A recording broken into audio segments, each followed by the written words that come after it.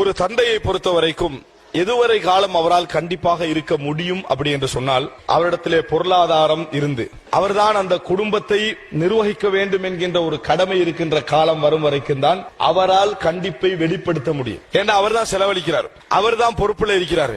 அதனால் அந்த குடும்பத்தை கவனிக்கக்கூடிய முழு ஆற்றலும் அவருக்கு இருக்கும். அந்த கால பகுதியில் தான் அவர் அந்த கண்டிப்பான ஏற்கனவே உள்ள தோரணையில் அவர் இருக்க முடியும். எல்லாரும் அதை கேட்டு நடக்கக்கூடிய நிலையும் அப்பதான் ஏற்படும். ஆனால் ஒரு காலம் வரும், அந்த கண்டிப்பெல்லாம் அவருக்கு கண்டிப்பு அந்த மாதிரியான கடுமையான உணர்வு எல்லாம் இருக்கும். ஆனால் அவரை விட்டு அவருடைய தொழில் போயிடும், அல்லது அவர் நோயாளியாகிடுவார், அல்லது அவர் பிள்ளை சம்பாதிக்க ஆரம்பித்து பிள்ளையுடைய செல்வாக்கு வீட்டில் அதிகரிச்சு பணம் என்ன செஞ்சிடும், மகன் மூலம் இவர் இல்லாட்டியும் மகன் என்ன செஞ்சிருவான், கொண்டு வந்து சேர்த்துருவான்ற நிலை வரும். இந்த இடம்தான் ஒரு மார்க்கம் உள்ள நன்றி உள்ள ஒரு பிள்ளை எப்படி நடந்து கொள்ள வேண்டும் என்பதற்கான முதல் இடம்.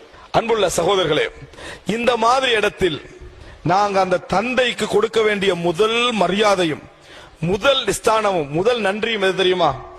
பணம் இருந்த நேரத்தில், இந்த குடும்பத்தை அவர் கவனித்த நேரத்தில், இந்த குடும்பத்துக்கு முன்மாதிரியாக இருந்த நேரத்தில், எந்த அதிகாரம் அவரது கையில இருந்ததோ, எந்த அந்த குரல் தொனி அவரது கையில இருந்ததோ, எந்த தைரியம் அவரது கையில இருந்ததோ, அது முழுதும் அவரை விட்டு போகாத மாதிரி நாம் பாதுகாத்துக் கொள்ள வேண்டும். இதான் முதல் கடமை.